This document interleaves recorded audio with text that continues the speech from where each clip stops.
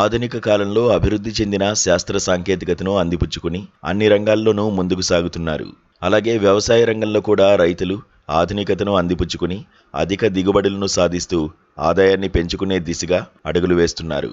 ఒకప్పుడు సంప్రదాయ పద్ధతుల్లో కొనసాగే వ్యవసాయంలో ఆధునిక యంత్రాలు ప్రవేశించాయి. పొలం దున్నడం నుండి పంట కోతకు వచ్చేంత వరకు అన్ని పనులను యంత్రాల సాయంతో పూర్తి చేస్తున్నారు. చివరకు పంట కోత కూడా యంత్రాలతోనే కొనసాగుతోంది. ప్రస్తుతం ఎన్నో రకాల ఆధునిక వ్యవసాయ పరికరాలు రైతులకు అందుబాటులోకి వచ్చాయి. అయితే ఇటీవల కాలంలో వ్యవసాయ రంగంలో డ్రోన్ల ప్రాధాన్యత పెరిగిపోయిందని చెప్పవచ్చు.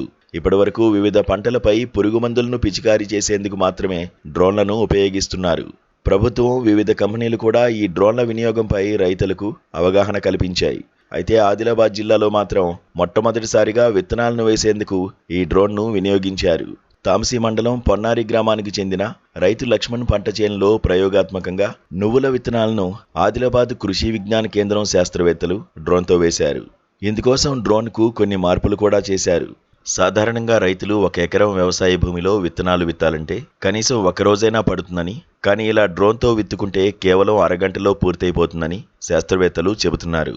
కాగా డ్రోన్తో విత్తనాలను వేయడం దేశంలోనే ప్రప్రథమం అని ఆదిలాబాద్ కృషి విజ్ఞాన కేంద్రం శాస్త్రవేత్త డాక్టర్ ఎం మునిగల రఘువీర్ చెప్పారు.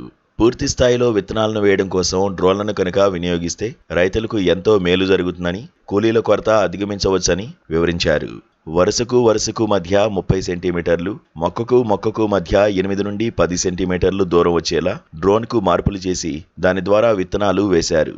సంప్రదాయ పద్ధతులతో పోలిస్తే ఇలా డ్రోన్ వినియోగంతో సాగు పనుల్లో సమయం, ఖర్చు తగ్గుతుందని రైతులు అభిప్రాయపడుతున్నారు. కానీ వ్యక్తిగతంగా కొనుగోలు చేసే శక్తి లేని రైతులకు ఇలాంటి ఆధునిక వ్యవసాయ పనిముట్లను ప్రభుత్వం రాయితీపై అందజేయాలని కోరుతున్నారు.